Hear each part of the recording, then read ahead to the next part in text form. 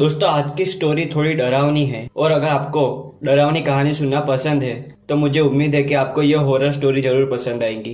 यह इंसिडेंट मेरे साथ तब हुआ जब मैं एक बार अपने फ्रेंड की शादी से रात को करीब 1 बजे अपने घर वापस आ रहा था। रोड पूरी तरह से सुनसान पड़ा था, ठंडी हवाएं चल रही थी और मैं जहाँ तक देखूं मुझे बस एक सन्नाटा नजर आ रहा था।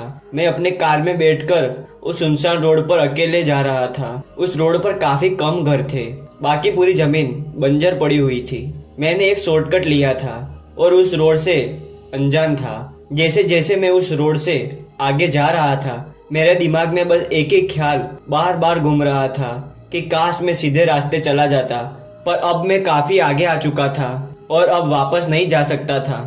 मैं अकेले ही उस रोड पर ड्राइव कर रहा था। कुछ दूर चलते ही मैंने देखा एक पुराने खंडर में कुछ लाइट जल रही है। मैंने 15 मिनट तक उस रोड पर एक भी घर नहीं देखा था। इससे पहले जितने भी घर मैंने यहाँ देखे वह सब आधे अधूरे और खंडर थे। मेरी आंखें उस घर की लाइट पर जैसे अटक ही गई थी।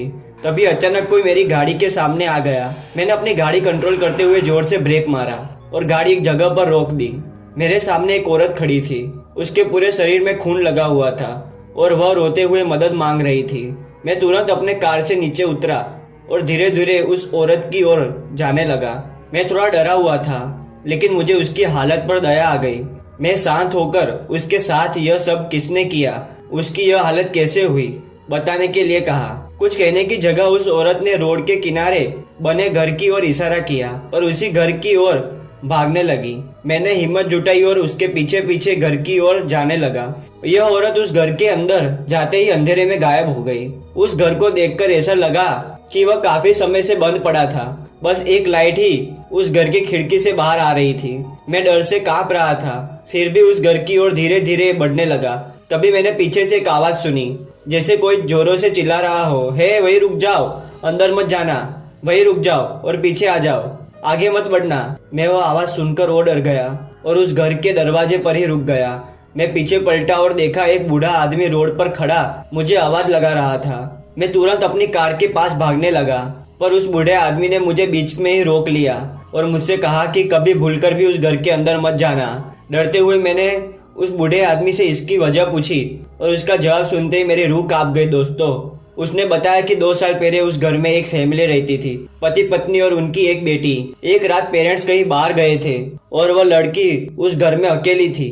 पेरेंट्स सुबह तक वापस आने वाले थे, पर उस रात कुछ बहुत बुरा इंसिडेंट उस घर में हुआ। जब अगले दिन पेरेंट्स घर आए तो उन्होंने देखा उनकी बेटी की लाश लिविंग रूम में पड़ी हुई है, जो कि पूरी तरह से खून से सनी हुई है। माँ अपनी बेटी की यह हालत न देख सकी और उन्हें वही हार्ट अटैक आ गया और उनकी मौत हो गई।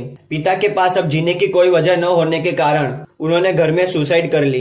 पूरी फैमिली इस घर में खत्म हो गई। इन हादसों के बाद से यह घर बंद पड़ा है, पर कुछ दिनों बाद ही उस घर में 2 आदमियों की डेड बॉडी मिली। जब पुलिस ने इन्वेस्टिगेशन की तो उन्होंने कहा कि वही दोनों आदमी थे जिन्होंने उस लड़की का मर्डर किया था, जो इस घर में रहती थी। उसी ने उन्हें इस घर में मार डाला।